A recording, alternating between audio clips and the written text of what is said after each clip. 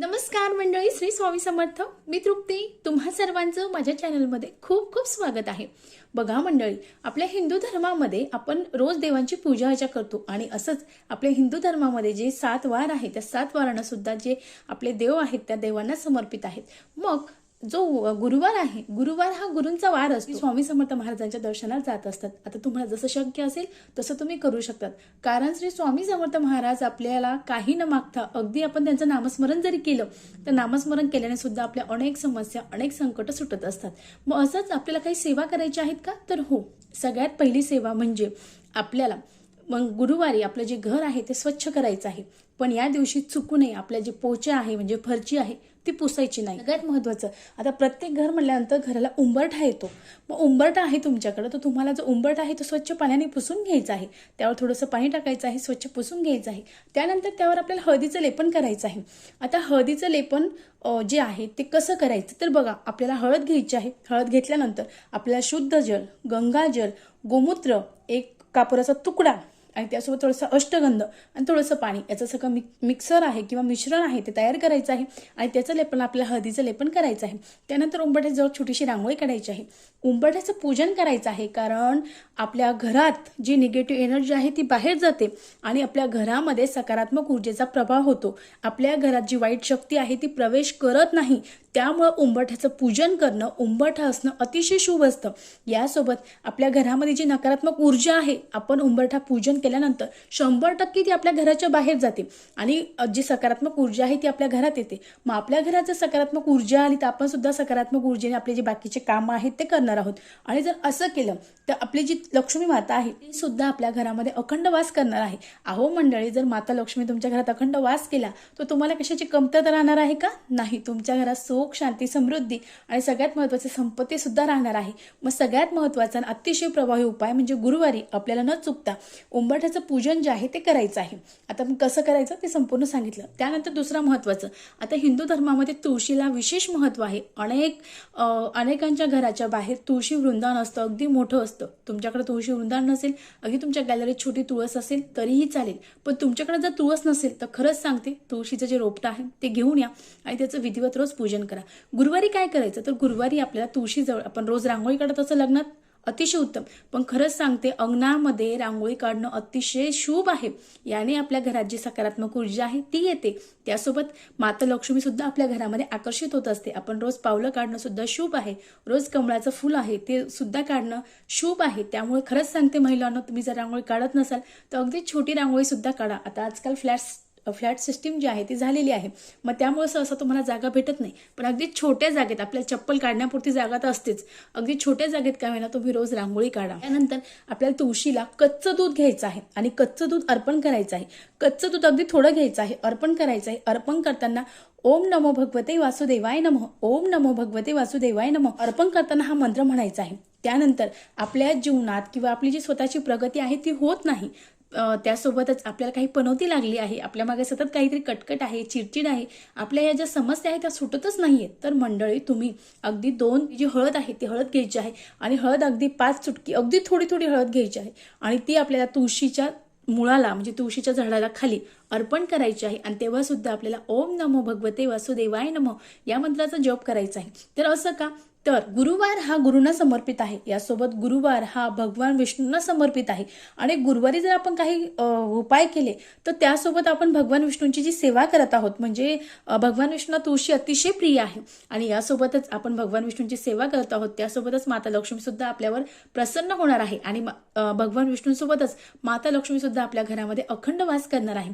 त्यामुळे आपल्याला हा तुळशीचा उपाय आहे तो आवर्जून करायचा आहे. संध्याकाळी शक्य झाल्यास तुमच्याकडे गाईचं शुद्ध तूप असेल तर न चुकता तुम्हाला मातीचे पंती घ्यायची आहे, त्यामध्ये जी फुलवात आहे ती लावायची आहे, त्यात शुद्ध गाईचं तूप टाकायचं आहे आणि तुळशी समोर तो दिवा लावायचा आहे. त्या शक्य असतात तर थोडेसे हळद सुद्धा तुम्ही त्या दिव्यात टाकू शकतात. याने सुद्धा आपल्या घरामध्ये 100% सुख, शांती, समृद्धी येते. आपल्या घरामध्ये माता लक्ष्मी आकर्षित होते. बघा, अगदी साध्या सोप्या ह्या घरातल्या वस्तू आहेत, ह्या आपल्याला घ्यायच्या आहे आणि न चुकता मातीचा दिवाचा आपल्याला जी पंती आहे तीच तुळशीला लावायची आहे. हा सुद्धा अतिशय साधा सोपा उपाय आहे. त्यानंतर तिसरा उपाय, आपला जो मुख्य दरवाजा आहे, आता सगळ्यांकडे मुख्य दरवाजा अगदी सुंदर मोठा असतो. गुरुवारी न चुकता अगदी थोडंसं पाणी घ्यायचं आहे आणि पाणी थोडंसं टाकून सगळा मुख्य दरवाजा पूर्ण पुसायचा आहे. त्याच्यावर काही धूळ असेल, नकारात्मक ऊर्जा असेल तर ती निघून जाणार आहे. मग आता मुख्य दरवाजा का पुसायचा? तर बघा मंडळी, तुमच्या घरामध्ये लक्ष्मीला येण्यासाठी मुख्य दरवाजा महत्वाचा आहे.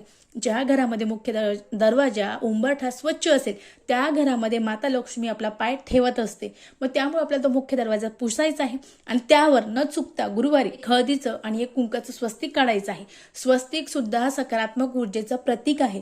ज्या घरामध्ये स्वस्तिक असतं त्याच्या चारही बाजूनी सकारात्मक ऊर्जा तर त्यांच्या घरात येते, पण त्यासोबतच त्यांच्या घरामध्ये माता लक्ष्मी अखंड वास करत असते.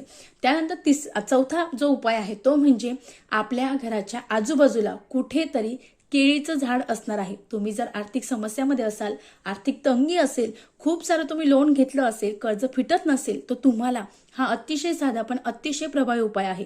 मग तुम्ही तुमच्या आजूबाजूला कुठेतरी केळीचं झाड असणार आहे ते शोधायचं आहे आणि न चुकता सकाळी तुम्हाला जायचं आहे. थोडंसं जे पाणी आहे ते पाणी घ्यायचं आहे. पाण्यामध्ये थोडंसं दूध टाकायचं आहे, कच्चं दूध, आणि ते घेऊन पाणी तुम्हाला जायचं आहे. त्यासोबतच तुम्हाला मातीच्या पंतीमध्ये एक फुलवात घ्यायची आहे, त्यात शुद्ध गाईचं तूप टाकायचं आहे, त्यासोबत अगरबत्ती न्यायची आहे, त्यासोबत थोडीशी खडीसाखर न्यायची आहे किंवा गुळ खोबरा सुद्धा चालणार आहे, ते न्यायचं आहे. आणि तिथे जाऊन त्या जे केळीचं मूळ आहे त्या केळीच्या मुळाला जे आपण शुद्ध जल नेलं होतं, दूध नेलं होतं ते टाकायचं आहे. ओम नमो भगवते वासुदेवाय नमः या मंत्राचा जप करायचा आहे, पाणी अर्पण करायचं आहे. त्यानंतर अगरबत्ती लावायची आहे. जो दिवा लावला होता मातीच्या पंतीचा तो दिवा तिथं लावून ठेवायचा आहे. दूर लावा, झाडाला इजा होणार नाही याची काळजी घ्या. माता या गुरुवारीच केळीच्या झाडाची पूजा का करावी? तर बघा मंडळी, केळीच्या झाडामध्ये भगवान विष्णूंचा वास असतो आणि जिथे गुरुवारी केळीच्या झाडाची पूजा होते त्या मनुष्याला कधीही आर्थिक हानी होत नाही किंवा आर्थिक समस्या त्याच्या जीवनामध्ये उद्भवत नसतात. त्यामुळे अतिशय खात्रीशीर आणि अतिशय प्रभावी उपाय आहे, तुम्हाला निश्चित करायचा आहे. यासोबत सगळ्यात महत्वाचा जो पाचवा आहे तो म्हणजे तुमच्या घरामध्ये माता लक्ष्मी आणि भगवान विष्णूंचा फोटो आहे का? नसेल तर अगदी 60-70 रुपयाला बाजारामध्ये तो माता लक्ष्मी आणि भगवान विष्णूंचा फोटो भेटतो. तुमच्या घरात जर महिलांनो पुरुषांनो जर सतत वाद होत असतील, पती पत्नीचं जमत नसेल, तर खरंच सांगते, अगदी कळकळून सांगते, हात जोडून सांगते, तुम्ही आधी तुमच्या घरामध्ये माता लक्ष्मी आणि भगवान विष्णूंचा फोटो आणा. फोटो आणल्यानंतर रोज पूजा करा, पण गुरुवारी विशेष पूजा करा. गुरुवारी काय करायचं तर त्यांना आपल्याला एखादा छोटंसं चौरंग घ्यायचं आहे, पाट घ्यायचा आहे, त्यावर भगवान विष्णूंचा माता लक्ष्मीचा फोटो ठेवायचा आहे. त्यानंतर न चुकता त्यांना तुमच्याकडे आजूबाजूला पिवळ्या रंगाची फुलं असेल ती अर्पण करा, नसेल तर पिवळ्या रंगाची फुलं आणा, ती अर्पण करा. त्यासोबत सगळ्यात महत्वाचं म्हणजे त्यांना नैवेद्य काय दाखवायचं? त्या दिवशी शुद्ध गाईचं तुपाचे जे दिवे आहे ते लावायचे आहे, त्यानंतर अगरबत्ती लावायची, रंगाची फुलं अर्पण करायची आहे.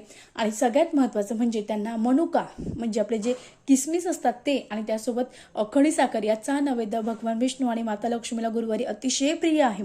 किंवा शक्य झाल्यास तुम्ही पिवळ्या रंगाची मिठाई, पिवळ्या रंगाची जी फळं आहे ती फळं देखील अर्पण करू शकता. त्यानंतर त्यांना पूजा करायची आहे, आपल्याला नैवेद्य दाखवायचा आहे, नमस्कार करायचा आहे. आणि त्या दिवशी तुम्हाला तुमच्या पत्नीचं जमत नाही, घरात सुख शांती समृद्धी नाही किंवा घरात राहावंसं वाटत नाही किंवा पती पत्नीमध्ये एकोपा राहिलेलाच नाही, प्रेमच राहिलेलं नाही, आता ह्या गोष्टी सुद्धा असतातच, असं नाही की नाही म्हणून.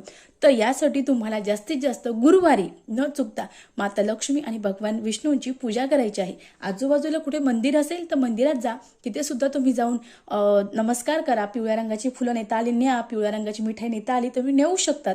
आणि त्या दिवशीच तुम्हाला घरी न चुकता घरी बसून 108 वेळेस म्हणजे 108 वेळेस एक माळ आपल्याला ओम नमो भगवते वासुदेवाय नमः, ओम नमो भगवते वासुदेवाय नमः या मंत्राचा जप करायचा आहे, नमस्कार करायचा आहे. खरंच सांगते, अगदी अनुभवशीर हा जो उपाय आहे 100% यांनी फरक पडतो. तुम्ही जर हा अतिशय प्रभावी उपाय केला तर निश्चित तुमच्या जीवनातल्या पती पत्नीचे जे वाद आहे ते दूर होणार आहे आणि तुमच्या नात्यामध्ये जो गोडवा आहे तो कायम राहणार आहे. अगदी साधा पण अतिशय हा प्रभावी उपाय आहे, त्यामुळे तुम्हाला हा उपाय निश्चित करायचा आहे. घरात सुख शांती समृद्धी आली तर आपल्या अनेक पती पत्नीचे जे वादविवाद आहेत ते सुटतील आणि त्यासोबतच माता लक्ष्मी तुमच्या घरात अखंड वास करेल. आणि माता लक्ष्मी जर आपल्या घरात अखंड वास केला तर आपल्याला कशाची कमतरता राहणार नाही. दर गुरुवारी जर तुम्ही ह्या साध्या आणि सोप्या जे मी सेवा सांगितल्या त्या जर केल्या तर तुम्हाला याचा निश्चित 1% नाही, 100% नाही तर 1001% फरक पडणार आहे. अगदी साध्या अगदी घरगुती या सेवा आहे, निश्चित करावा. व्हिडिओ कसा वाटला कमेंट्स करा. परत भेटू एका नवीन व्हिडिओमध्ये.